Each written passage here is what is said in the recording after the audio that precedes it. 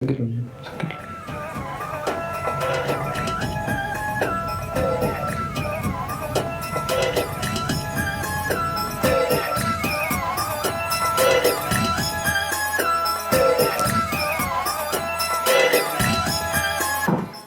الخير عليكم وازيكم يا دي اول حلقه بكلمكم فيها في مشكله من مشكلات مصر اللي انا قررت ان انا اتفرغ لحلها علشان نخلص بقى من القصه السافله دي. الناس عماله طول الوقت تشتكي وتتكلم وايه مصر والبلد والمشاكل ومش عارف ايه. انا شايف في قله ادب كده وفي بوادر قله ادب بتحصل في الافق. كيف نقضي على الفقر ده اللي هنعرفه النهارده ان شاء الله. قبل ما نعرف ازاي كيف نقضي على الفقر لازم نعرف انه خطأ شائع ان انت تقول انه مصر بلد فقير. مصر مش بلد فقير لان مصر فيها اغنياء، فيها اغنياء واغنياء كتير كمان واحنا شايفينهم وشايفين اشكالهم وعارفينهم. لما يكون في انسان فقير في بلد او اثنين او ثلاثه او اربعه او لو حتى لو في اغلبيه سكان هذه البلد من الفقراء، انا مالي؟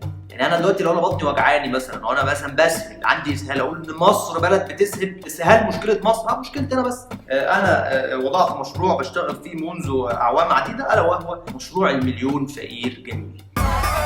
هو مشروع بيهدف الى القضاء على الفقر والفقراء معا، لانه القضاء على الفقر دون القضاء على الفقراء هو زي كانك كده سيحت بس ما مسحتش، او مسحت بس ما طوقتش، او طوقت بس ما لمعتش. مشروع المليون فقير جميل بينقسم الى 3 مراحل اساسيه. المرحله الاولانيه هي المرحله السيكولوجيه تمتد لمده 8 سنوات، والهدف الاساسي منها هو تهيئه المجتمع المصري والشعب المصري الجميل وبلدنا الجميله الى التغيير العظيم اللي احنا داخلين عليه، الا وهو التخلص من الفقراء تماما. نعمل حسابنا كده انه ال8 سنين اللي جايين دول بالكامل 80 مسلسل في رمضان كل ابطالهم ناس فقيره عايشين في حياه فقيره، بلطجي عرباجي جزمجي كفتاجي، ونركز بقى على الانحلال الاخلاقي والتفسخ والعنف والجريمه والسكس. نزرع جوه المشاهد الميدل كلاس، مشاهد الطبقه المتوسطه الميديوكر اللازج الجميل، كراهيه الفقراء قبل الفقر، امتعاض وخوف وكراهيه جينيه من الانسان الفقير الاسمر ده. تقدم الفقر باعتباره مشكله الشخص، يعني الفقر هنا بيبقى متمثل في الانسان بطل العمل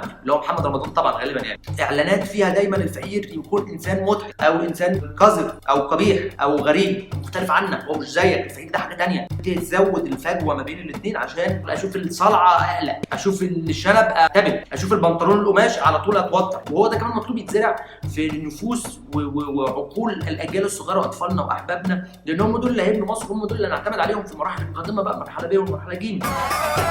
مرحله ب هي بقى المرحله الفيزيائيه ودي ممتده لمده 20 سنه. دي بقى المرحله اللي احنا محتاجين فيها بقى الرجاله بقى ايه، الرجاله بقى العتاوله، بغال سداغ كروش، وزاره النقل، وزاره الري، وزاره الانشاء والتعمير، وزاره الطرق والكباري والانفاق والمجاري. كل بقى الرجاله بقى العريضه ديت تنزل بقى كده ايه نفضه واحده نشقلب شكل هذه المدينه اللي احنا عايشين فيها. ازاي بقى؟ احنا اوريدي بنعمله بس برضه كالعاده بنعمله بالعكس. احنا دلوقتي رايحين واخدين كل مواردنا وفلوسنا وفلوس تحيا مصر وفلوس الهطل اللي راحوا اتبرعوا، الهطل التانيين اللي بره اللي بعتوا المعونات والخلايجه والغيره وغيره وغيره، وعاملين ناخد الفلوس دي رايحين في وسط الصحراء بنبني لنفسنا معتقل.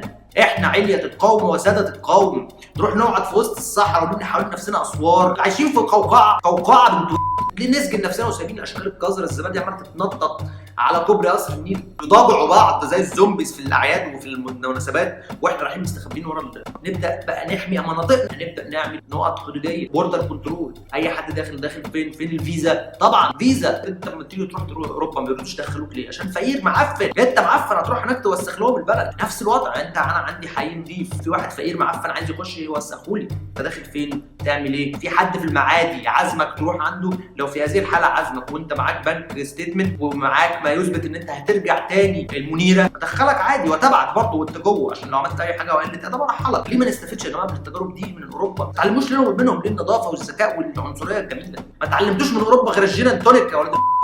الصح ان احنا ناخد هذه الاموال ونبني هذه الاسوار حوالين الاحياء الفقيره وليس العكس. ولا ابو العيله عندك تحت الربع، عندك الكيلو، كل الكيلوات دي بقى 70 و40 و30 و40، كل الكيلوات الجزر ديت بابا بالكامل تحوط حواليها بسور اسمنتي جميل انيق كومباكت سريع النقل والفك والتركيب، تطلع بالسور وتعمل بوابات حديديه وصواعق كهرباء وتمنعهم هم من الخروج للمدينه بتاعتنا بقى، مدينتنا احنا، مدينتنا الجميله. اللي بتصور فيها الكليبات الجميله. مش هي دي مدينتنا؟ ونستفيد بقى من تجارب الدول العربيه الشقيقه المملكه العربيه الاسرائيليه، الفصل العنصري والحواجز، تشوف انت رايح فين وجاي منين، ونعرف الناس دي رايحه فين وجايه منين، ونعمل كل واحد خط سير. وانت عندك دلوقتي التكنولوجيا تسهل لك الحاجات دي جدا. كل انسان فقير موجود عنده برضه. شوف ولاد الذين ما بيغلبوش، عندهم كله تليفونات وسوشيال ميديا وجي بي اس، تحديد الاماكن، تحديد المواقع، فايند ماي فون، فايند ماي فريند، فايند ماي دي.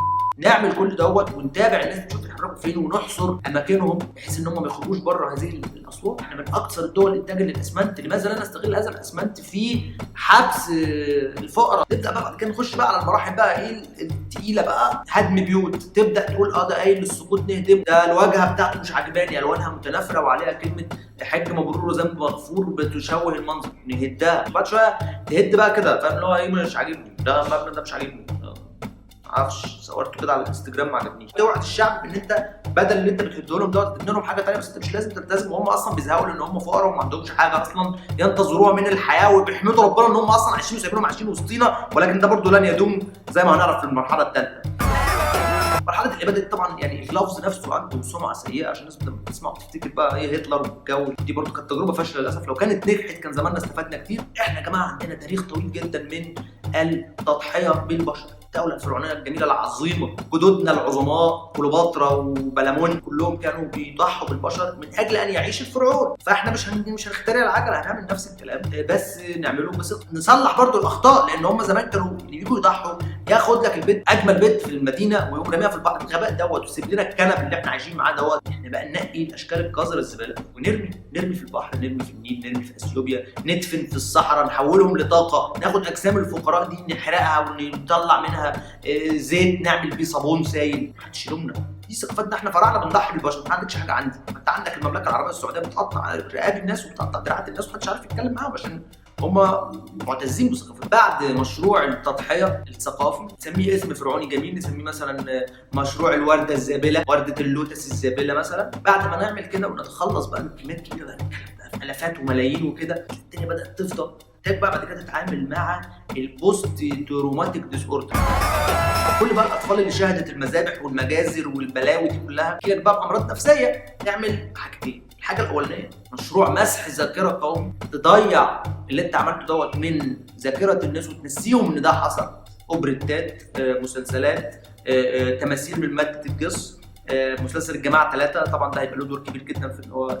اهم من ذلك بقى لابد ان احنا نعمل عمليه وقايه بقى من خطر وقوع الفقر ده تاني. المشروع برضو قومي ده بقى هتشترك فيه بقى جمعيات المراه وجمعيات الاسره بشكل فعال، الا وهو مشروع اخصاء جماعي. هذا الاخصاء الجماعي والتعقيم الجماعي هيضمن لنا انه في الولده بقى اللي جايه مش هتبقى ان شاء الله فيها فقراء خالص. كل اثنين مقبلين على الجواز يخشوا على الدكتور في الوحده الصحيه، الدكتور كده يبص كده على الزوج. ممكن الزوج يكون دلوقتي شغال في فودافون ولا عنده شغلانه كويسه في شركه اعلانات ولا بتاع، ويبدو عليه ان هو ميسور الحال، بس مين عارف انه ممكن يخلف عيل فاسد. الدكتور بقى يستشعر الكلام ده من المناقشه معاه، لو حس ان هو شكله كده هيحدف يعمل له على طول قط. شكرا، ونلتقي ان شاء الله في الحلقه القادمه اللي هنناقش فيها مشكله اخرى من مشاكل مصر الحبيبه الغاليه. وعلى فكره ممكن ما نقولش برضه ما اعملش مشاكل عادي، انا شغال عندكم اللي عايز اعمله اعمله، مش عايز اعمله ما اعملوش. سلام عليكم.